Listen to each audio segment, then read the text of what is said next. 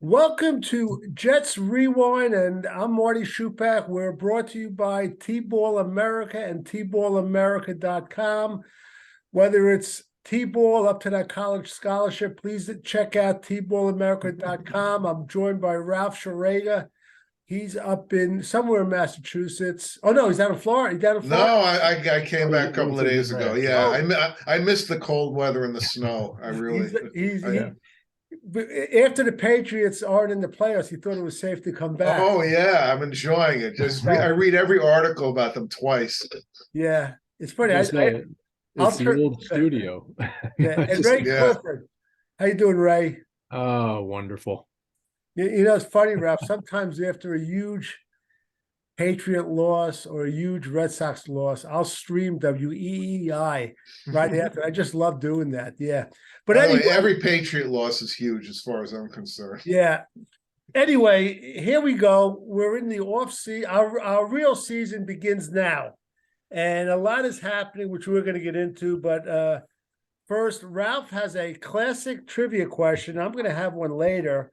So go ahead, Ralph. You ask yours first. And by the way, today's the anniversary of the Jets Super Bowl, That's right. We should talk about our memories of that. 1969, which Yeah. maybe we'll get into. But Ralph, why don't you ask the trivia question? Okay, it's a simple question.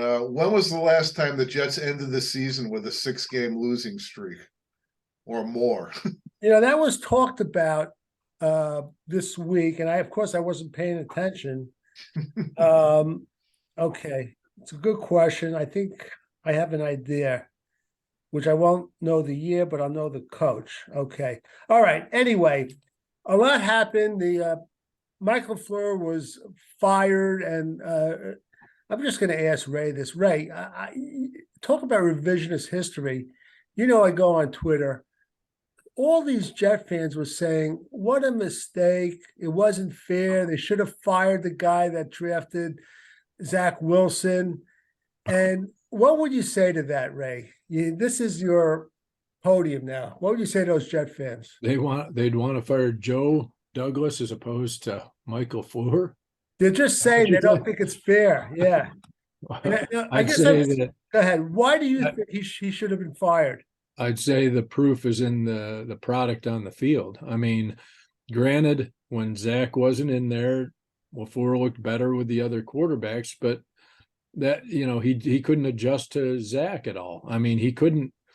His coaching should, it can't be the old square peg round hole thing. You can't fit everybody into what your system is. You need to kind of be able to adjust to the player, and he couldn't do that. And it wasn't just with him though. He had so many baffling play calls at key moments. When he got in the red zone, he lost his mind. He just went Mr. Trickery and couldn't just run plays that got us in there in the first place. He had times when he was good, but he was way too inconsistent, couldn't get us in the end zone, and that falls on him. He has to, we shouldn't have averaged about 12 points a game the last however many weeks. We should have been scoring at least in the 20s, but he couldn't get us in the end zone, and we settled for field goals all the time.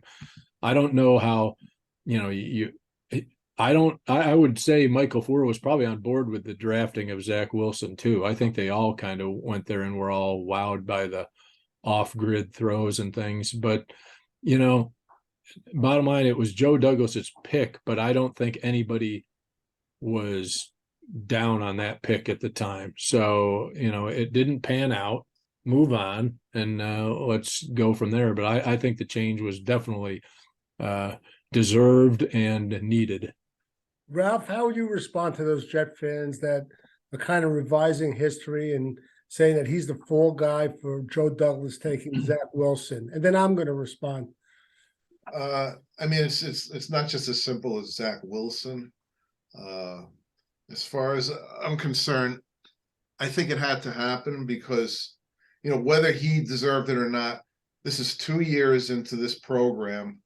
And to expect another result next year after what we've seen in the last 2 years, we had to change. You have to change. I mean, we have to try something else. It might not work, but this is not working. And he's the architect of the offense. I mean, it's not just Zach Wilson, the way he handled Elijah Moore and Mims, and guys were getting in the doghouse for stuff, and he overused Barrios, I thought, and your complaint is about the red zone with him. My complaint was always after one good play, he'd run the ball up the middle and let the defense off the hook, and it was just, and Garrett Wilson, who's got to shut his mouth in the future, but he said that the other teams basically knew the plays that they were going to run at the end of the year, which is a bad thing for your rookie wide receiver to be saying. Yeah. This is a business, and these guys all enter it knowing they're probably going to get fired at some point. Mike LeFleur seems like a nice guy, and I hope he lands on his feet and does well. But I think it just had to happen. It's unfortunate.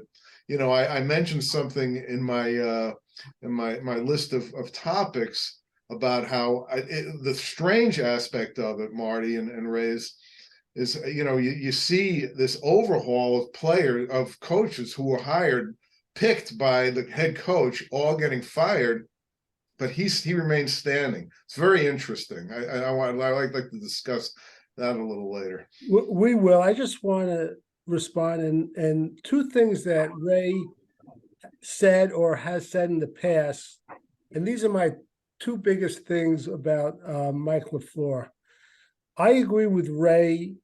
Throughout the year, he kept saying the predictability on first down calls was totally obscene, and it was kind of insulting and offensive, and the other team knew exactly what was going on. Now, and I mentioned this multiple times in this podcast, and I can't get over it. And Ralph, you said my thing was the red zone. Two plays in particular. One play in Minnesota where we're at the goal line, he goes into the shotgun with a naked backfield. And I remember seeing stats put up by Rich Cimini, and he said that was done up to that time, not once in the NFL. It just drove me crazy when I saw them line up.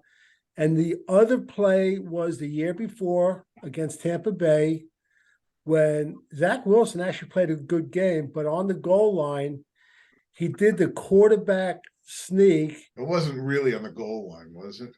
No, they're on like a 3-yard line, whatever it was. Needed 2 yards. Yeah.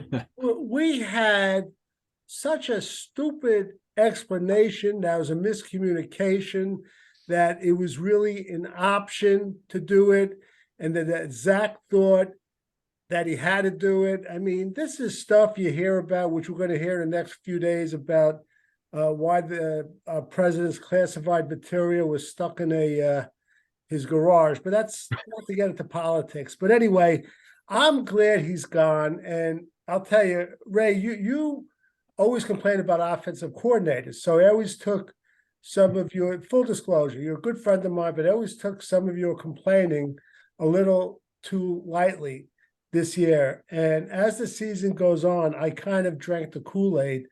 And I think it was the last 3 games, Ralph, we didn't score a touchdown. Yeah.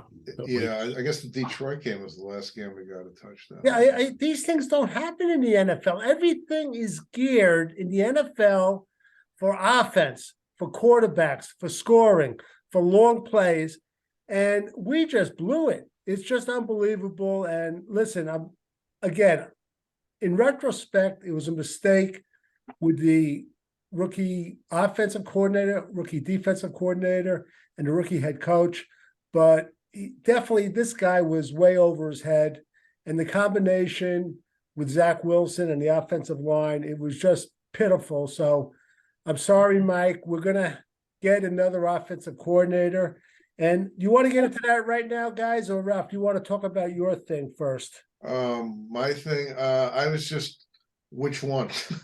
Well, you mentioned about examples of coaching staff overhaul of this magnitude. Oh yeah, I think it's very unusual, but express exactly what you're talking about. Well, the fact that Sal, all these handpicked guys, and I'm assuming Calabrese is going to go too. If he doesn't, there has to be an investigation, because his sole job was to develop Zach Wilson, and he went from having a bad rookie year to a worse second year. He's got to go. I mean, this guy's in over his head. He doesn't know. He didn't add anything. I'm not saying it's not, Zach Wilson's issue too. It is, but coaches have to be accountable. I just find it fascinating that all these handpicked guys that Saleh had after 2 years, they were all out the window, but Saleh remains standing. It's an unusual thing in the NFL. I don't know what's the testament to, their respect for Saleh. He must be a great salesman or whatever. I'm kind of glad he remains. I think we all thought this was going to be the scenario, strangely enough. I think it has to do with his personality. He's a magnetic guy. And and I guess overall, if you look at the team overall this year, they did improve from last year. Right. Fairly significantly. Right. I mean, if they had gone 4-13 again this year, I think he would have been out the door, and he should have been out the door. But I think the biggest problem was that they started out so well. That's if they right. had ended well and not teased us, we would have gone, "Ooh, we got something to build on." Yeah. But they raised our hopes, and then they just ripped them out from under us like always. So that kind of worked against him. Ray, I think Ray. I was going to say, I think if the whole team had looked like they did on offense, there at times he'd have been gone. But the defense was so good, and every other aspect of the team, and the offense clearly has plenty of parts that had shown improvement that I never thought he would have been gone. But because the defense, that had us right there. So they know that they're moving in the right direction. If, like you said, if they'd have gone 4 and whatever, then it'd be like, okay, we're just, treading water again. Let's, move on. But they showed tons of improvement on defense. And honestly, on offense, they did as well at times. If Breece Hall hadn't, gone down, if some of the offensive line had stayed healthy, maybe even with Zach, it would have been a different outcome, at least as far as getting a win or two at the end. But so I never thought, I think everybody looks at LeFleur and Zach as these are the things we got to fix first and foremost, along with more patchwork on the offensive line. Ray brings up the injuries. This is one thing I like. There's a lot about Sal I like, and I'm sure he's had a lot of influence on their defensive success. But one thing I've noticed with him 2 or 3 times I've heard it is he complains a little about injuries. And I don't think an NFL coach should do that because they all have injuries. They all do. Bill Belichick, for all of his flaws, I have never heard him whining about injuries. Ever. That's our job. Yeah. One of my favorite lines is Bill Belichick said once, the second most important player on a football team is the backup quarterback because injuries happen basically. Yeah. Right. So I feel that maybe that's an immaturity thing as a coach, but he's got to stop that because it's a bad look as far as I'm concerned. Ralph, I'll ask you your own question, but can you think of any other situation where a team just got rid of a whole slew of assistant coaches? And by the way, John Benton is gone, offensive line coach. Miles Austin is gone, wide receivers coach, which we knew. Assistant defensive line coach, Greg Scruggs, he's on his way to Wisconsin. And Rob Calabrese is still there, but we all think he's gone. So can you think of any other? I'm sure there are, but it doesn't happen too often that way, really. You bring these guys in and you all go out. I don't know, Ray, do you have any memories of? I can remember it happening once, but I cannot remember who it was with and why, but that he kind of got forced by either the GM and owner to make some significant changes. But yeah, but a lot of times if they weren't his guys, it would make a little more sense. But the fact that he picked those guys, right? Well, you know what? We're rolling the dice with him, and I hope it works out. I'm pretty positive. Excuse me. I think if it ever happened before, for some reason, my mind keeps thinking about Snyder and the Redskins. For some reason there. Yeah. That's what the team I'd look to investigate. But, now the regular suspects has come up for offensive coordinators. And before we get into the names, I just want to ask Ray, continue our conversation we started to have before we went on the air. When I said, why would this job as offensive coordinator with such a question mark at quarterback be attractive for an offensive coordinator? Well, for one, I think, if I'm the guy applying for the job, I'm going to say, what is your plan at quarterback? And I'm sure they know that the Jets are going to be in the market for somebody, either as a free agent, possibly a trade, which I doubt.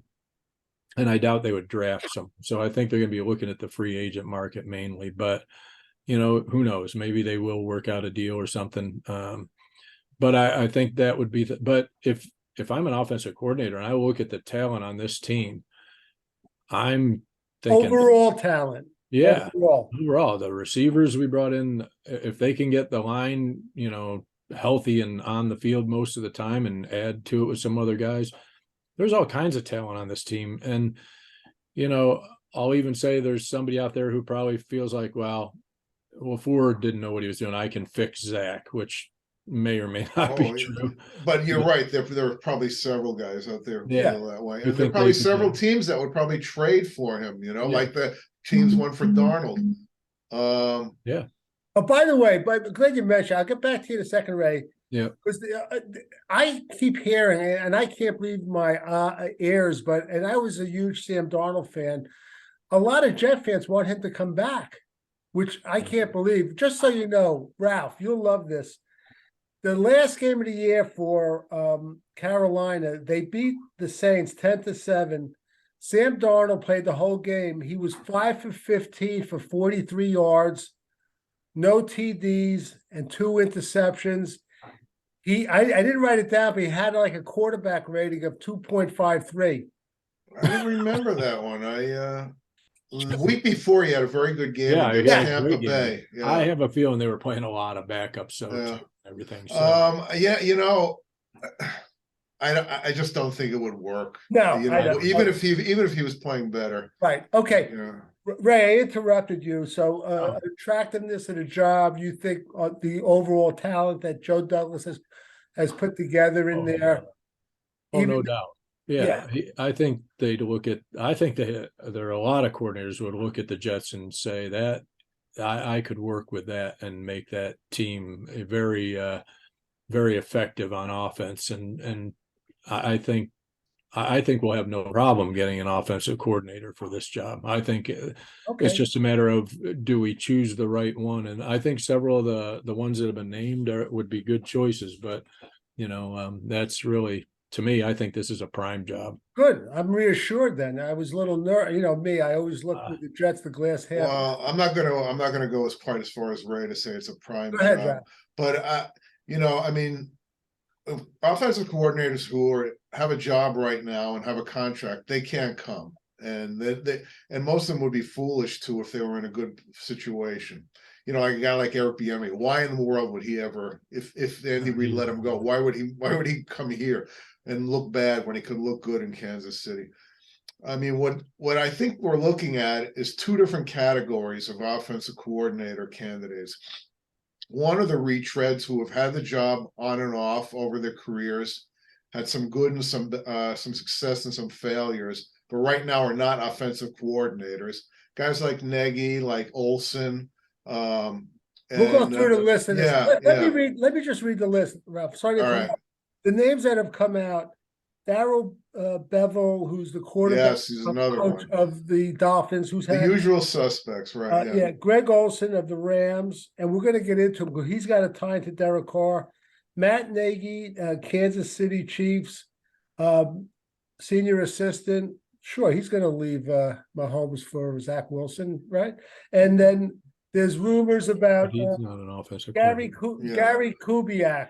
Yeah, I've heard. Go ahead, Ralph. Continue. I got to answer this call. Kubiak was out, and don't forget Nathaniel Hackett. Right, Nathaniel Hackett. So Marty says, is Nagy going to leave Mahomes? Well, yeah, he's not their offensive coordinator right now, so that would be a step up. Yeah. One thing you have to look at with these guys is they feel good about their ability.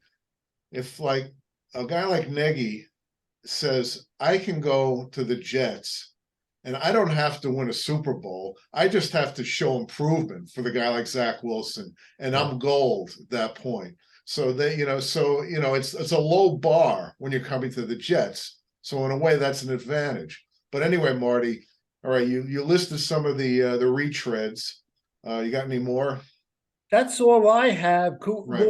You have any additions? No, that seems well. There's this guy Pep Hamilton or something from Houston or Texans. Pep, His what the name hell? came up too. Yeah. He used to be with the Jets years ago. Yeah, he's another one. He's had like success and failure, like most of these guys. And you notice with these guys, most of the success comes with coaching quarterbacks like Mahomes and Luck and Aaron Rodgers and Right. stuff like that. Yeah. I want to go into a deeper dive in this, but Ralph, I want to go back to your trivia question. Then I'm going to ask mine. So repeat it again. Go ahead. When was the last time the Jets dropped at least 6 straight games to end the season? Ray, I'm going to let you answer first. Two came to mind, and one I know I think is a 5-gamer as opposed to 6. I'm sure it's probably wrong, but I'm going to go with the Rich Kotite year that we went number 1. That's what I was going to say. Yeah, that's it. They lost their last 7. The only Did team we they lose beat 5 when we had O'Brien and then what's his name on TV said we won't win another game, and we lost. Yeah. I think we were 10-1 Yeah. at the time. That was rough. Yeah. Yeah. So by the way, do you know who the quarterback was? The quarterback who got the most. We had 2 quarterbacks that year, 1 and 15. You know who they were? The one who got the most pass attempts was Pat Ryan. I don't know. Frank Reich. Frank Wright.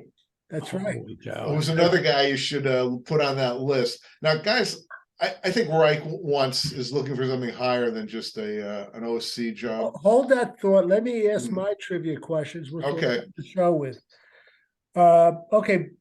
Brian Schottenheimer, who was Ray's favorite offensive coordinator, was the offensive coordinator from 2006 to 2011.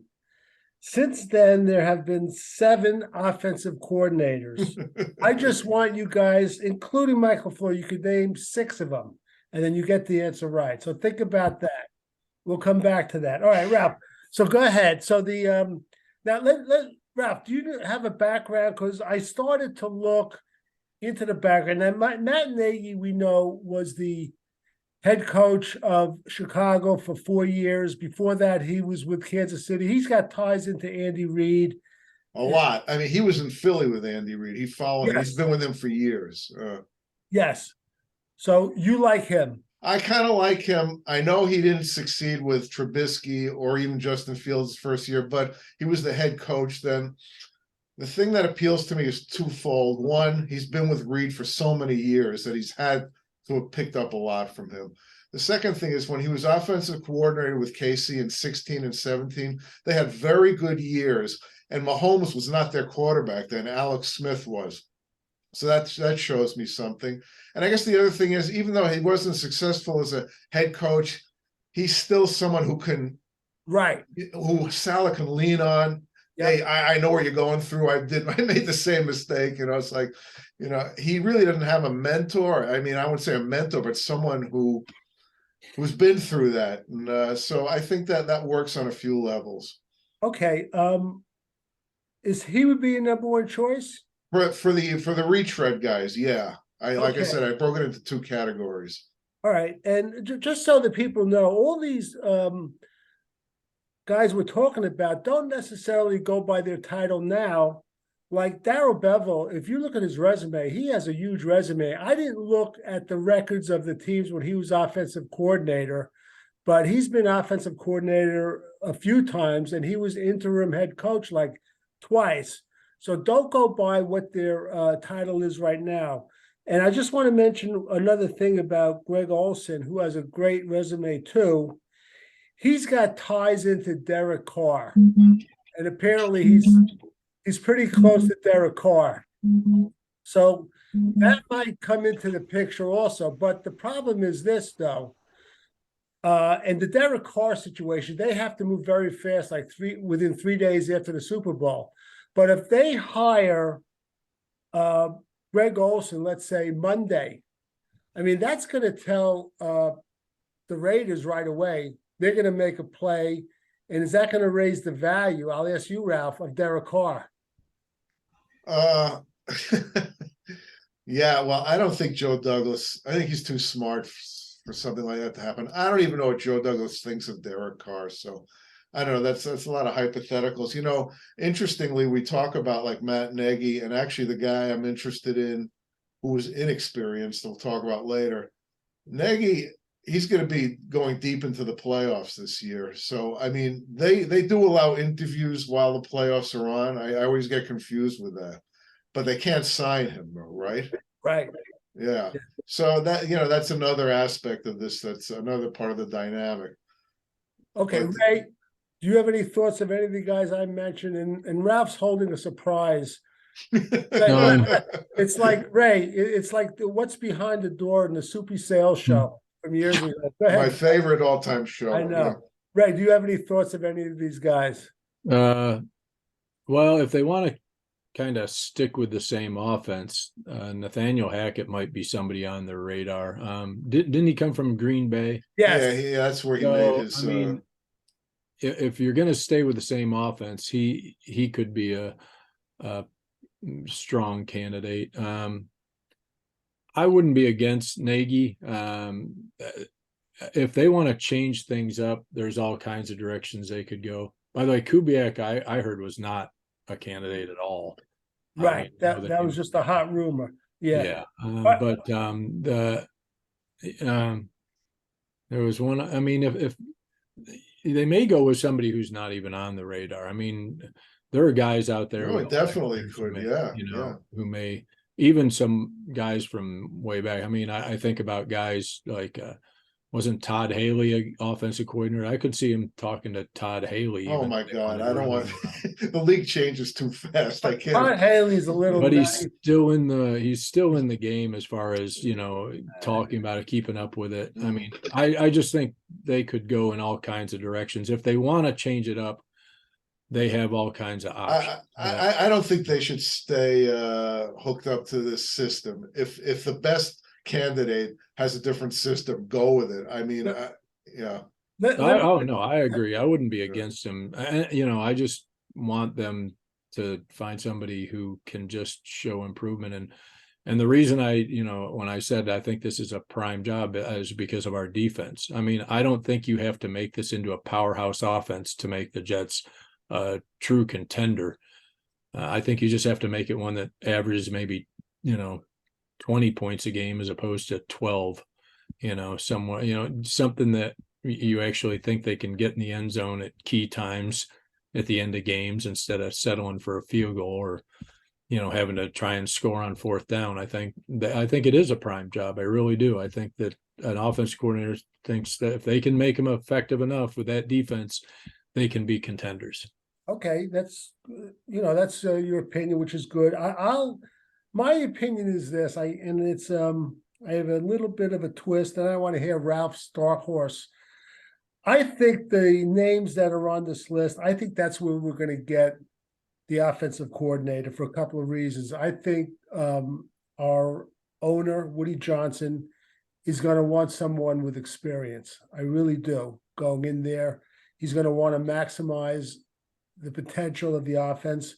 But I also think, too, and don't think that doesn't get past some, like a guy like Matt Nagy, in his mind, because like everything else, it's a game of relationships, the NFL, and that he's like, should I say, quote unquote, like a heartbeat away maybe from becoming the head coach of the New York Jets.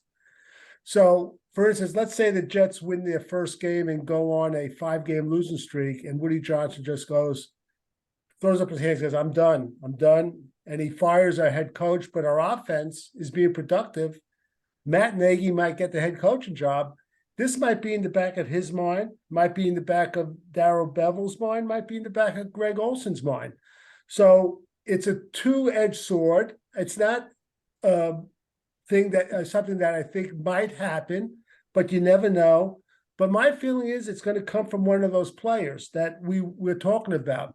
Ralph, who's this dark horse you have? Well, Marty, first of all, I agree with you. Like I said, there were two categories. One is the inexperienced guys who might be rising star, and the other is the veterans. And I agree with you. I think it will come from that group. From the new guys, the guy on Philadelphia, the quarterback coach, Brian Johnson. Very interesting. Um, right out of college, he got the offensive coordinator job at Utah, which is a Power 5 school, 23 years old. You know, he's followed Dan Mullen around. He was the quarterback coach at Mississippi State, where he developed Dak Prescott. Then he moved to offensive coordinator at Houston. Then he went to Florida, where he was the quarterback coach and offensive coordinator, worked with Kyle Trask. And in 2020, when he was the offensive coordinator, their offense absolutely lit it up. I don't know if you remember. They lost to Alabama like 52-45. They were really good. And then what really sold me on him, he goes to Philly in 2021. Right. And that coincides with Jalen Hurts suddenly becoming a top level quarterback, something I never saw in him. I didn't see it either. Yeah. Now, I don't want to burst your bubble. And I'm looking at his resume now, just what you said, Utah, Mississippi State, Houston, Florida, and Philadelphia. But I really believe at this point, fairly or unfairly, he is 36 years old. And I think that's going to work against him with I agree. And I agree that, not being an OC in the pros will also work against him, although I guess the second best thing is being one in the SEC. But like I said, I agree with you, Marty. I think it will be a veteran. I think, the whole LeFleur experience is going to work against a guy like that. But it's intriguing. And another thing, you can get some intel on Gardner Minshew if you hire him. Well, yeah, and also, Ralph, you know what? I don't know if they could do it. It's, you could, I don't know if they'd accept it if you gave him a title with the Jets as quarterbacks coach / assistant offensive coordinator. I don't know if that's allowed to happen. I would love to have him there too. Yeah. Make up any title they want.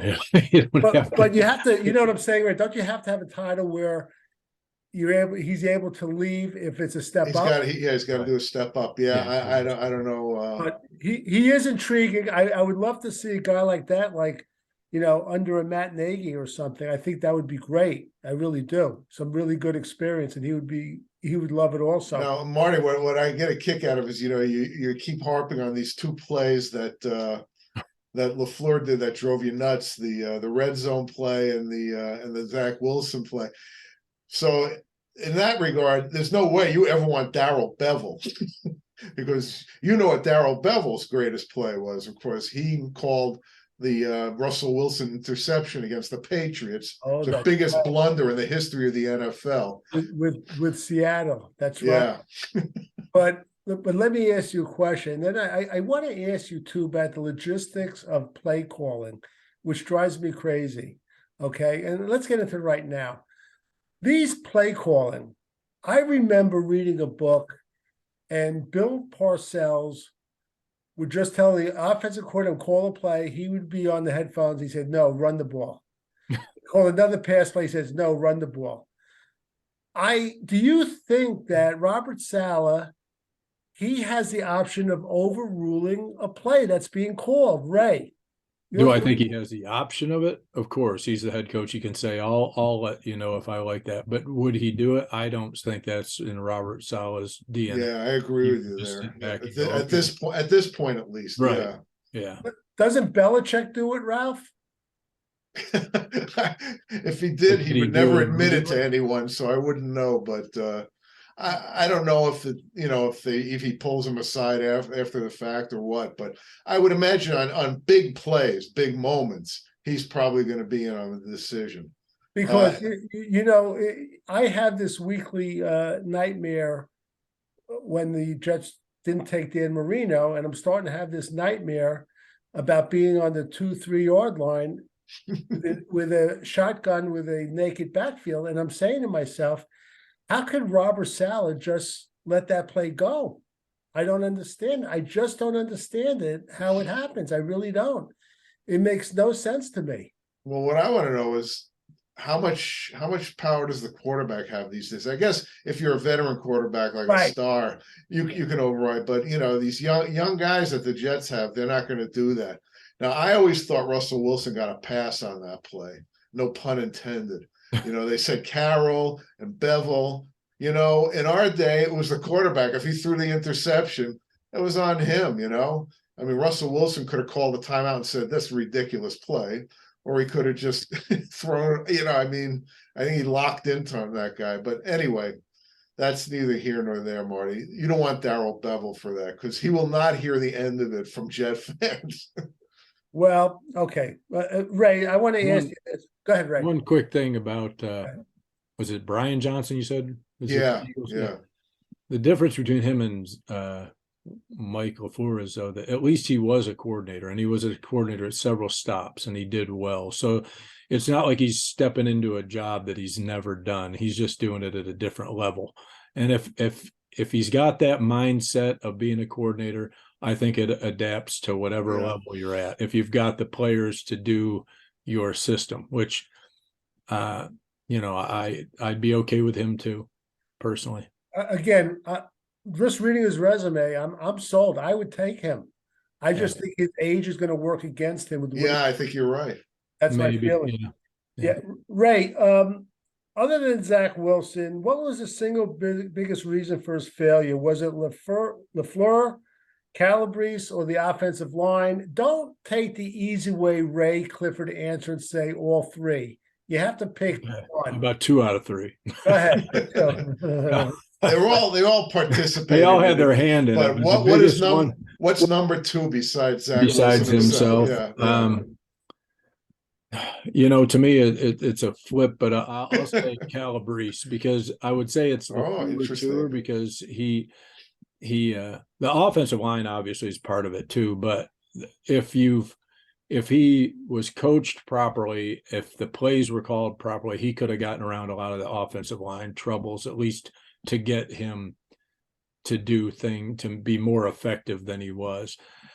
The regression, I don't know whether to blame that on LeFleur or Calabrese, but I'm putting it on Calabrese, because if you're the quarterback's coach and the guy doesn't get any better, then I don't know if it matters what plays you're calling as much as, he just doesn't have the mindsets. So I'm going with Calabrese was the biggest thing for Zach.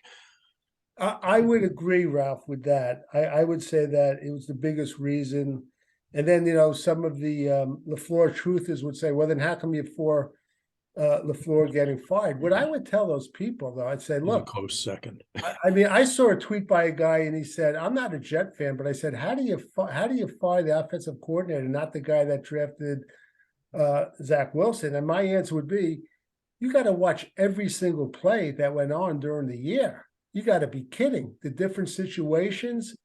And I would also say he's also the guy who drafted Sauce Gardner, Garrett Wilson, Breece Hall, AVT. Right. His body of work is not just one pick. No, it's not just Zach Wilson. By the way, Ralph, I know you didn't watch the Miami game, but Ray will verify. Yeah, I'm really bummed that I missed that. Michael Clemens had a tremendous game. He did. And Jermaine Johnson wasn't that far behind him. No, they both had really good games. Yeah, that's great to know. What I liked about Michael Clemens is, except for, I guess, there was 1 or 2 games, I don't know if he didn't play, he wasn't active. His motor was going just as good as it was going the first 3 or 4 weeks of the year, which was great. So do you think that might impact their decision on Carl Lawson coming I do. back? I think if he doesn't restructure, he will. And I would try to restructure. I try to bring. I think he will restructure. Yeah. Which I think no matter what, he's got to restructure. I don't think anything will affect their decision on Lawson, because right now they're going to be a little cap strapped if they don't make some of these moves. So I think they're going to have to do some. And I think him and whatever they do with Mosley is probably at the top of the list. By the way, Marty, I want to answer my own question. What was the single biggest reason for Zach Wilson's failure other than himself? And for me, it's the offensive line. I think you cure that offensive line. the quarterbacking on the Jets will get better. It won't be elite, but it'll automatically get better to a degree. Yeah. No, it's a good. Everyone has a good point. Yeah. And this brings me to just one other thing before we close this out with the trivia question. But what do we have, Ray? 5 or 6 draft picks this year? Is that all? Really? Yeah. Is it 5 or I is think we it have 5. 5? I think we have 5. Yeah. I would try to streamline right now our quarterback room. I don't know what the deal is with Joe Flacco. I can't see him coming back. But Yeah, really. Count on it. yeah, I thought that I don't know about Mike White, and I don't know about Zach. But the reason being, of course, we're going to get a quarterback and free agent. I want to start drafting a quarterback, and I said this before, like the 5th, 6th, or 7th round. I'm so sick and tired of seeing other teams with the Brock Purdy's, this guy Dobbs, and the guy from Miami who's not really that good, but they're still able to drive their teams up and down the field. And it just drives me crazy. I just Well, want that could be a reflection of the organization as much as the player, but they're outliers, Marty. For every one of those late round quarterbacks, you get a bunch of Captain Morgans. There's we always get the Captain Morgans, Ralph. well, They don't- other teams do too. Look, the You Patriots. listed, yeah. Patriots have gotten a lot of Yeah. Captain Morgans over the year too, including a guy who's probably going to be the coach of the year, Kevin O'Connell. But I don't think they can afford this year to waste a pick on it. If they're gonna sign a free agent, Marty, and they're gonna keep Zach Wilson. Yeah. What's the point? I think they're going to try to trade him, but I don't think they will. And I agree with you. I think they'll keep him. I don't think he's going to see the field, though. I really don't. And I don't know what's going to happen with Mike White. And I think they re-signed Strevler to a futures contract. So is he going to go through another year inactive the whole year? I don't know. It's going to be like Ralph, you'd said it 3-4 weeks ago. The decisions this offseason are amazing. What's going on? Well, the Mike White thing is fascinating. If you think about it, in Joe Douglas's mind, how does he see Mike White as opposed to a Gardner Minshew or a Baker Mayfield? He might think, I think he's got the same potential as those guys. He just hasn't had the chance. I don't know if I agree with that. I don't think I do, but he might feel that way. Well, you brought out a good point, Ralph, when I said, the Gardner Minshew's like the last couple of games of the year, he didn't play that good. And you said, well, that's better for the Jets. They'll have to give up less or actually sign him for less. I think sign him for. He did have actually the Dallas game, which they lost, he actually played pretty well. The last game he was lousy, but I don't know, maybe the team was just mailing it in at that point. Quick question, then we'll get to the trivia question. Ray, were you going to say something or no? No. Okay. Oh, I mean, well, it was just when you had said these guys. Yeah, remember you're looking at 3 guys that are 32 teams. I doubt there are 32 guys that were picked up as undrafted or Mr. Irrelevance who would pan out for a lot of teams. You're right. No, I get emotional. You're right. If I'm going to give you a combination of, if they had the Idzik 12 picks, I'd use one on a. Yeah. All right. Tell me which pair you'd rather have. Here we go. We'll start with Ralph. Jimmy G and Mike White, or Derek Carr and Gardner Minshew. Derek Carr and Gardner Minshew together. They're going to sign both of them. Yeah, I'd take that pair absolutely. I'm not convinced that teams think that Gardner Minshew could be a starter. So I think they might sign him as a backup. So you take. I don't think team's gonna pay that kind of money for a backup though. Okay, right. But I like those two better. I'm not a Jimmy G fan. Yeah. Well, why is that? Because of the injuries? I think it's because of the injuries, and I also think he's played in a good organization, both with the Patriots too, and I think it's helped boost his career. He's not mobile, and and he's fragile. And he's expensive. So yeah, okay, all right, Ray, your turn. Jimmy G and Mike White, or Derek Carr and Gardner Minshew. Same as Ralph. I'm going with those two, Minshew and Carr. I mean, just I'm looking at upside both and in terms of if we need to go to the backup. I like Mike White, but I think Minshew's a little more what we need. Somebody's a little more athletic and can make the throws, because Mike White can make the throws, but if our offensive line isn't much better, we're going to see a lot of the same. So at least those two are a little less fragile and a little more athletic than. Yeah, Minshew's not coming here. Minshew's I only going to wouldn't go think so either. somewhere. He's only going to go somewhere if he knows he's got a good chance to be the starter.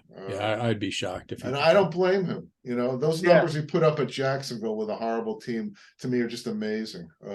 It's true. You're absolutely right. All right, let's go back to the trivia question. I'm going to let Ray ask it first because he's going to get it. No, he isn't.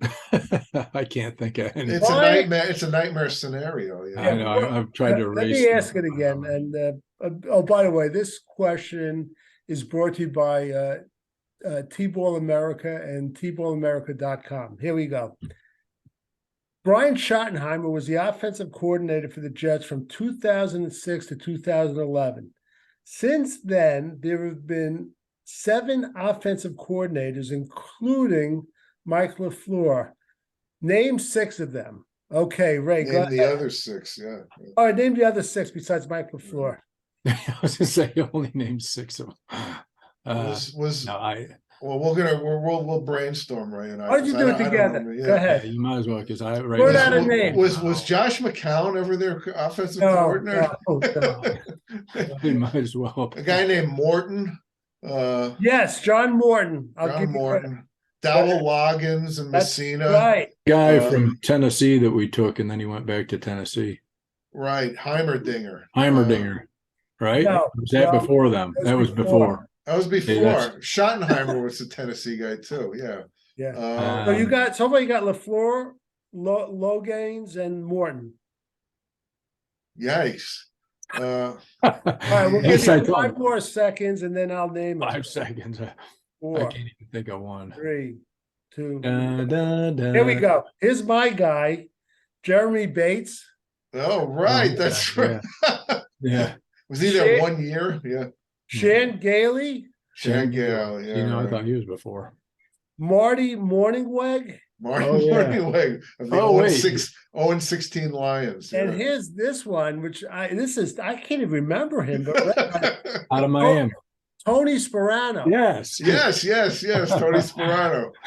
He tried to establish a running game. Yeah.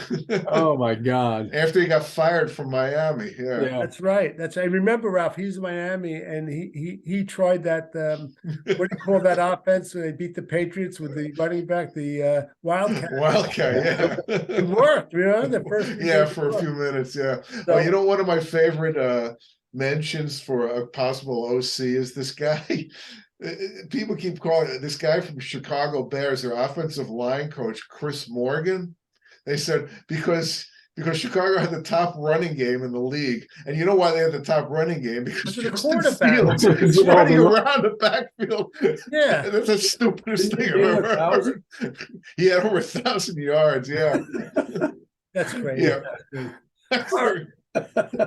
Okay, for Ray Clifford, Ralph Schrager, Marty Schupak, and tballamerica.com. Until next time.